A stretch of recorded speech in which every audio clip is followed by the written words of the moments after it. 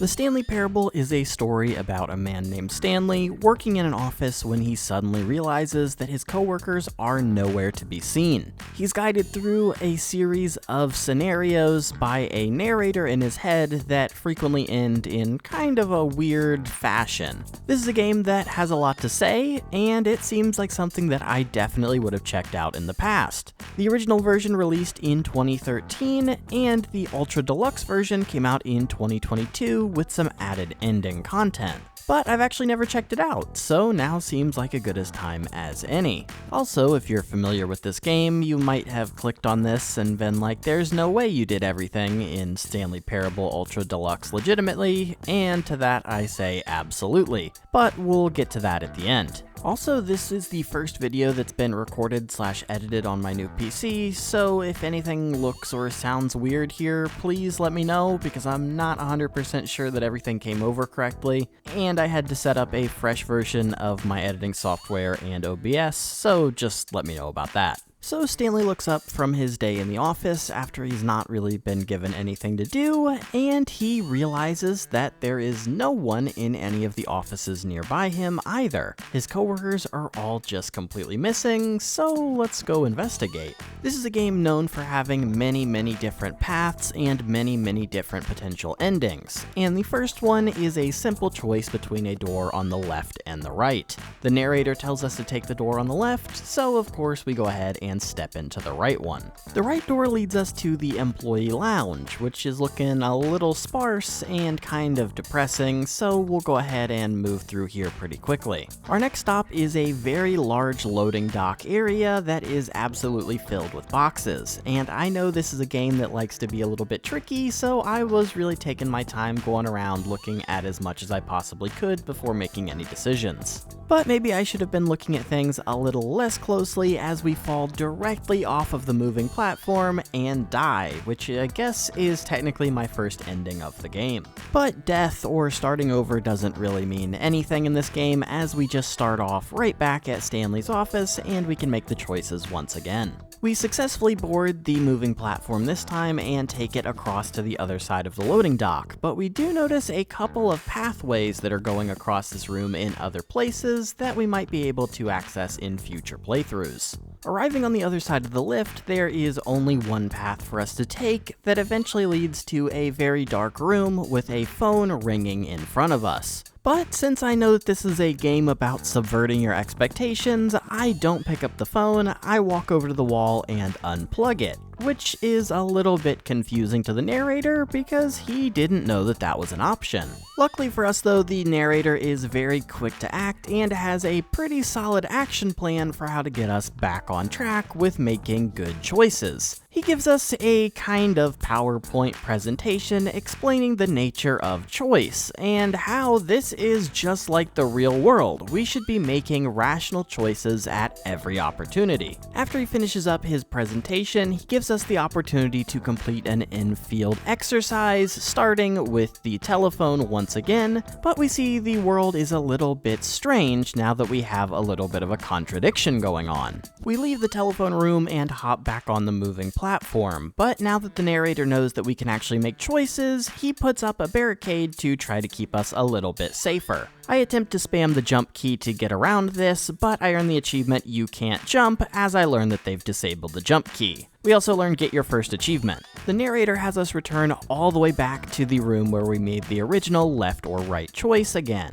And seeing as we have the option to go left or right once again, obviously I choose to go right, which causes further contradictions in the story. Eventually, I make the decision to try the left path, and we get back on what would be normally the path towards the true ending of the game. But in this circumstance, we find that we've maybe damaged the story beyond repair, and the meeting room is looking a little bit out of sorts. which also leaves the narrator a little bit out of sorts. In his complaining about the story being ruined, the narrator also tells us about the underground facility that we would have found and conquered, so a little bit of a spoiler there. The narrator takes us back before that last choice and gives us the left or right option once again, and this time we choose to go to the left before messing the world up even worse and find that things aren't quite as broken this time around. We continue further past the meeting room and eventually find ourselves in the boss's office. It has a very unique sense of decor, including what appears to be a picture of a panda with a gun pointed at its head. I don't know what's going on here, really. The narrator prepares us to cross behind the boss's office as soon as we can speak the password into the receiver on the wall. Except Stanley is a silent character, so that isn't happening. The narrator gets a little bit fed up and warps us back to the choice room. But this time we are actually above the choice room and we're forced to watch Stanley slowly melt into credits for another ending.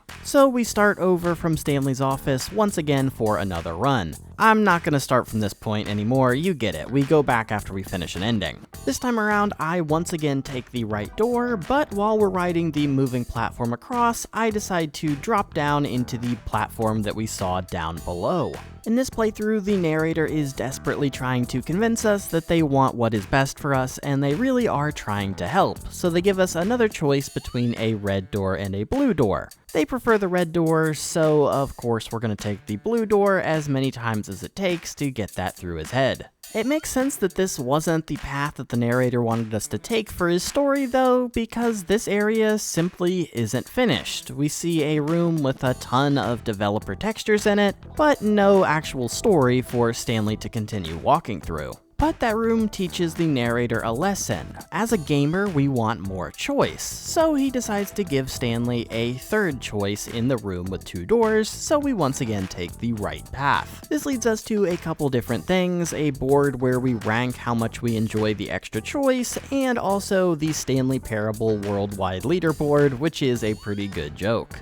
We even get a brand new minigame where we've got to press a button to stop a baby from walking into a fire, and I've got to say, I'm thinking about going pro. Look at these 360s I was hitting while keeping this baby out of the fire. All good things have to come to an end though, so we go ahead and let the baby walk in. I wasn't sure if he was going to let me do this forever or if there was a time limit on it, so I just decided to call it. With our puppy baby career coming to an end, the narrator decides to take some swings at other kinds of games that we would like, generating a never-before-seen game where we are a person hanging out in a tower above the ground. Some sort of fire tower, it looks like. But just as we're leaving the fire tower to do a little bit of watching on the ground, the narrator realizes that this never-before-seen title is an open-world game, so he quickly throws a wall up around us to stop us from getting tainted by this horrible gaming trope.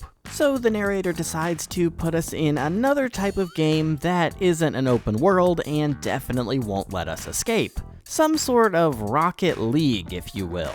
This is a pretty good game too. The narrator spawns in a bunch of balls for us to hit into the goal, but he really isn't happy to see that we're super enjoying ourselves here, and so he decides to take the balls away from us. I was pretty excited to see what the next game Parody was going to be, but it actually seems to end here. We play from the start back to the red or blue choice, and we pick the red choice this time. This leads us to a weird kind of spaceship sort of effect where we see a bunch of bright lights dancing around the screen around us, and the narrator is really loving this part. Unfortunately though, he took my balls away, so I'm gonna take his away, and I decide to launch myself off the top of a walkway to remove us from this world. Every time I walk towards the cargo bay area, I've been walking past a little side area that has an elevator down, and this time I decided to take a quick peek down there. That actually leads me to another place that destroys the story that the narrator's been working so hard to tell us, as we see a giant room filled with screens that are representing all of our coworkers. This was supposed to be kind of a big reveal at the end of the game that I have once again spoiled for myself. Oh well, whatever. We'll just go ahead and start back from the beginning, and there are a lot more doors in the two-door choice room than I remember seeing before.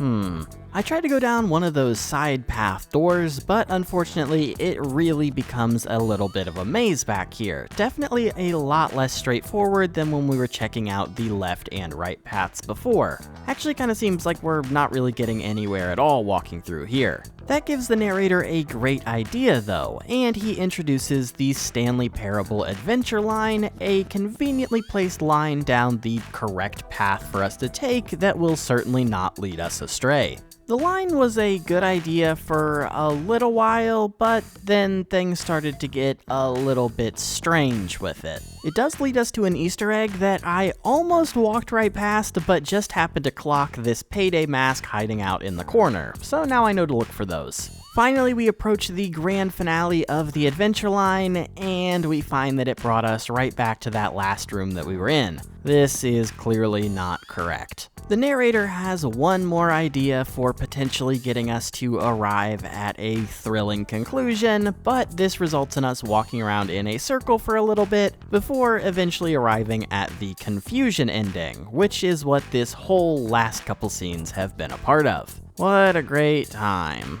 With that ending done, I finally decided to take the path on the left. Maybe we'll finally get the true ending of the game this time around. Anyway, the narrator gives us a choice to go up towards the boss's office or down, and of course we choose down.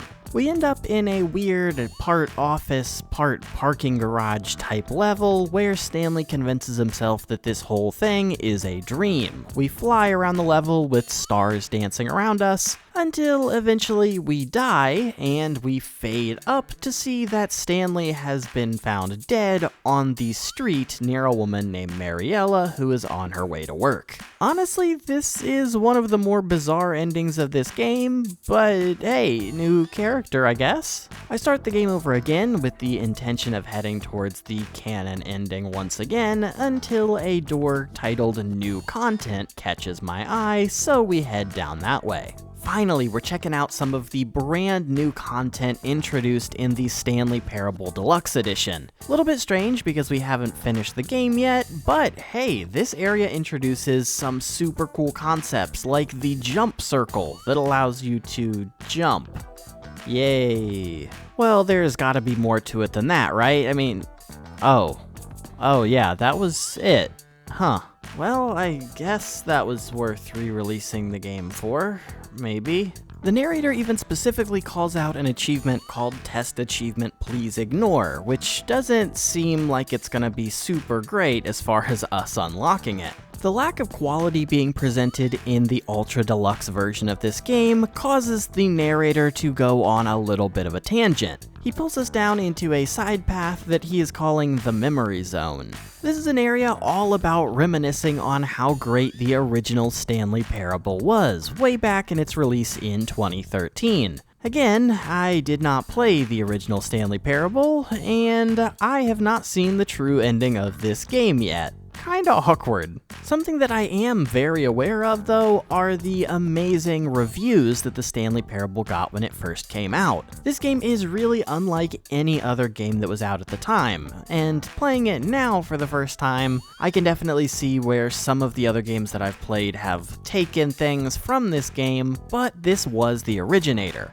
and it definitely holds up like these reviews are saying. Awkward place for me to put this in, but this area also has the Minecraft reference in it, so that is pretty sick. All of the Stanley Parable reviews in the Memory Zone really seem to be glowing. People loved this game. That is until we wander into a little bit of a darker area of the Memory Zone that has been collecting all of the Steam reviews of the Stanley Parable instead of just the critical ones. These reviews are definitely a lot more harsh, and a lot of them are focused on the narrator droning on, which eventually leads to a review that prompts the game to add a skip button, something that the narrator actually thinks might be possible. The narrator brings us into a small, simple room with a single skip button sitting in front of us. This will be the training ground. The narrator is going to begin a monologue, and at any point if we're bored, we can go ahead and press the button and skip forward like it never happened. A great solution.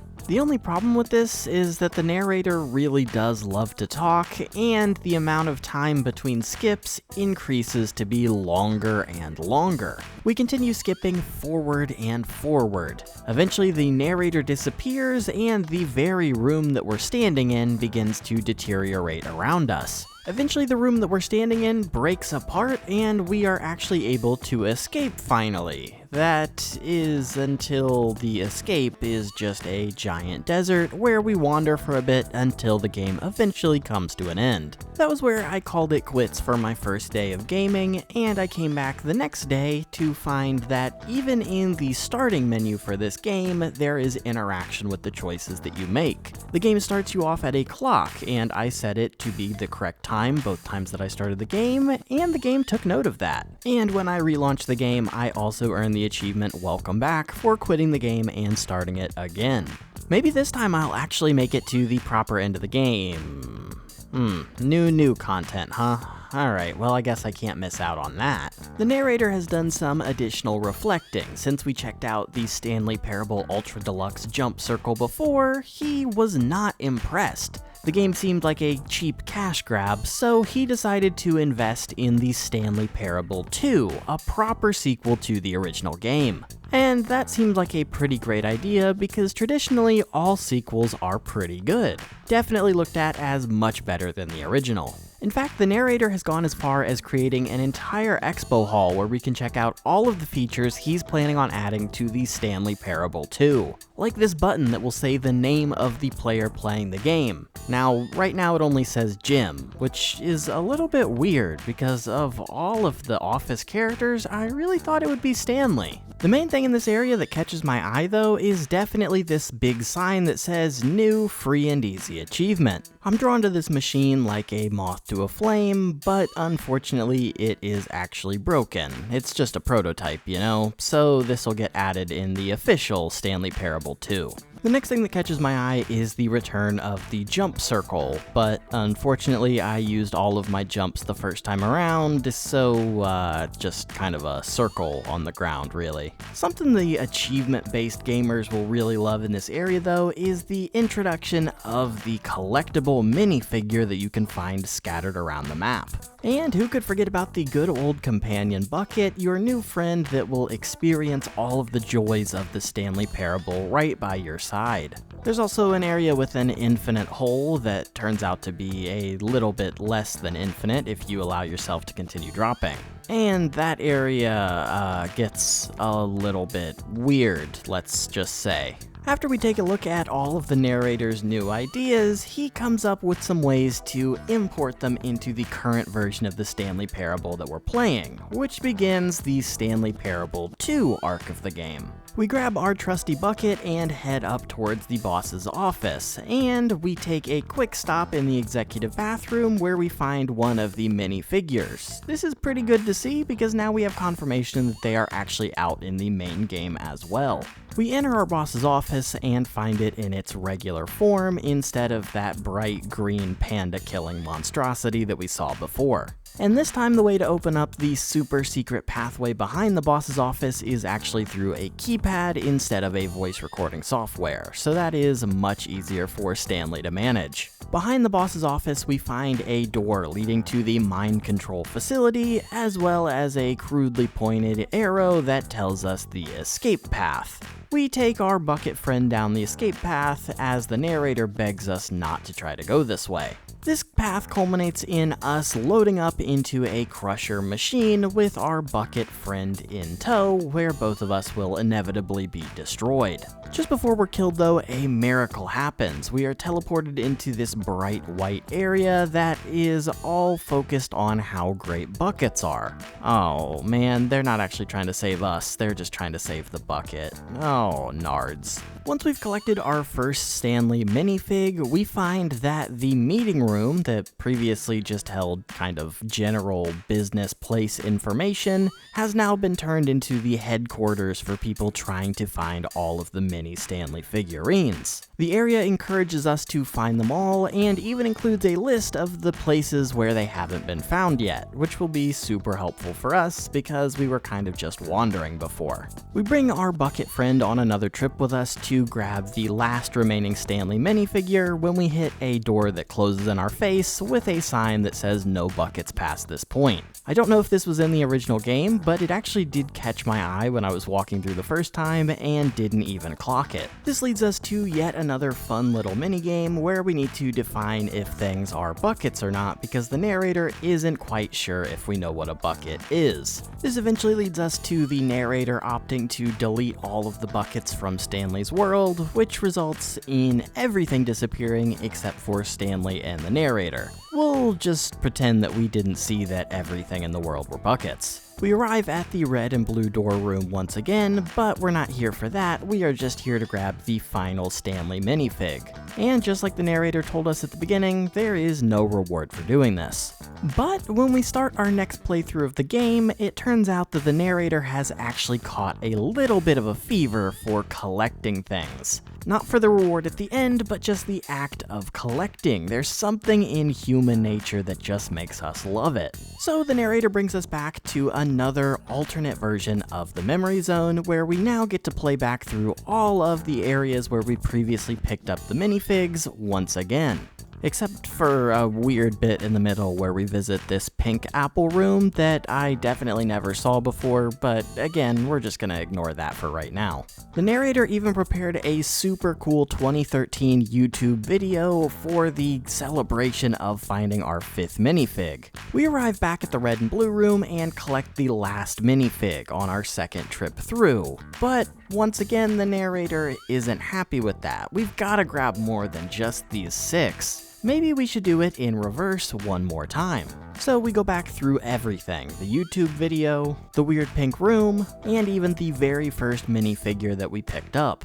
We go so far back that we actually leave the expo hall and revisit the original DLC that was added in Ultra Deluxe, the jump circle. Until eventually we end up all the way back at Stanley's office. We get a new version of the opening cutscene where the narrator is a little bit more vulnerable with us about why Stanley was created and what the game is all about. Kind of a weird ending, but you know what, I dig it. Walking along at the start of the game, I just barely out of the corner of my eye notice another employee walking down one of the nearby hallways. Turns out that that's actually Stanley, and this is a pretty rare thing to have occur, but it's cool. At this point, I decided to return back to that phone call that we saw in our very second run, but didn't actually complete. We warp out of the office and into Stanley's apartment building to meet his wife, until we find out that this is just a cruel trick being played on us by the narrator. I guess maybe we really should have taken the left path. He gets mean on the right path.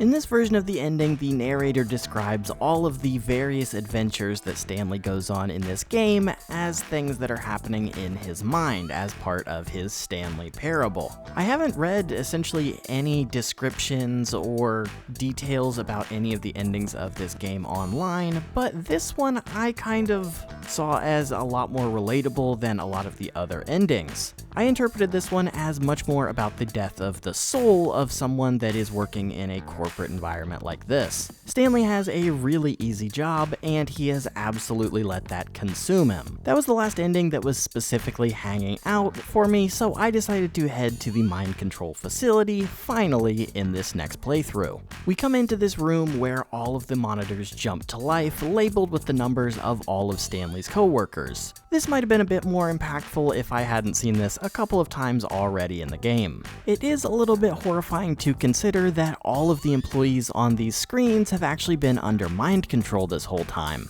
And Stanley definitely hasn't noticed anything weird up until this point, so what's going on? And where are all the coworkers? It seems a little bit hard to believe, but eventually we ascend up to the main control area of the mind control system. We find a bunch of desks that appear to be monitoring each of the individual people with a bunch of complicated buttons and levers scattered around. We walk past those desks and find that the mind control system overall is sitting in front of us, with two buttons, an off and an on, and it's up to us to determine what we want to do with this mind control system. We choose to press the off button, cutting the system from idle into an off state, and we find ourselves in a black room that is slowly becoming lighter and lighter as the sky becomes exposed to us. We don't have the answers to any of those questions that we were asking, but we manage to step out into the open. We see grass and trees and sky out in front of us, and finally Stanley has become free. This is the intended good ending for Stanley, as we earn the achievement Beat the Game for officially reaching the game's canon, I guess, quote-unquote, ending. But obviously we've got to go back and see what happens when you turn the mind control system on, right? It turns out that making the ultimate choice against what the narrator wants for us is not a good one, and he informs us that we just set off the building's self-destruct mechanism. We run around the big room with all the buttons, trying desperately to find some combination of things that will allow us to stop the countdown, but that's just not how this is gonna go. We do get some key information from the narrator though. He has complete and total control over this story, and the reason our coworkers just pop out of existence is because he chose for them to, which I guess makes as much sense as anything in this game. The narrator taunts us as we feebly try to stop the meltdown. Unfortunately, that doesn't work though, as everything cuts to black and we've hit the meltdown ending. So at this point I decided to go through the game off recording and check out some of the other endings that I wanted to see before I started working on the final achievements in the game. The first achievement that we decided to grab is called Commitment, for playing the Stanley Parable for the entire duration of a Tuesday. This is pretty simple. I started the game at about 8:30 on Monday, and then 8:30 at Tuesday the achievement popped, and there you go. Pretty rare one. The next achievement is another surprisingly easy one. It's 888888888, etc. for going to the boss's office and repeatedly typing the number 8 on the keypad. Feels kind of out of place given the nature of the other achievements, but there's gotta be one easy one, you know?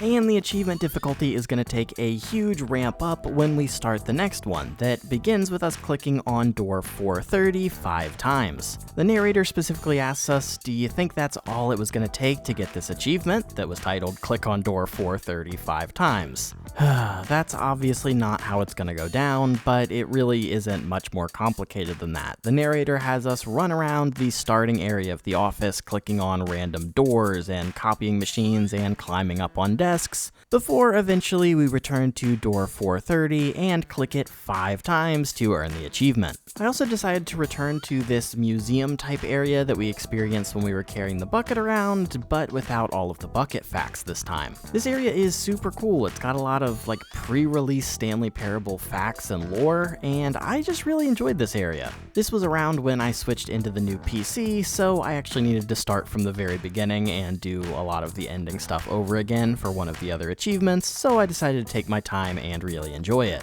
But the achievement fun isn't over, as we take on Settings World Champion for setting every single one of the options in the settings menu to each of the different slider options. I get that the achievements in this game are parodies of other game achievements, but man, this is like a ridiculous one, and you know what, I get it. I mentioned that I needed to replay some content on the new PC, and that starts with us needing to recollect all of the Stanley minifigs and playing through that whole ending one more time. Turns out that I was actually pretty close to unlocking this last little area that we need to experience in my first playthrough, but obviously I didn't know that at the time. After that, we have a pretty simple task of restarting the game 5 times to play through all of the different little intro mini games that the game presents us. I had also done a couple of these at this point, so I was close on that as well in the first playthrough, but again, I won't mention it again, it doesn't matter. Once we've done our game restarts, we get to talk to a character, at least in text-based form, that actually isn't the narrator. They inform us that we'll meet them again soon as we hit the title screen and see an option for the epilogue appear. The epilogue is just as weird as you would expect from every other element of this game. We start out in a vast white sand beach as we transition to night and then a storm, etc., etc.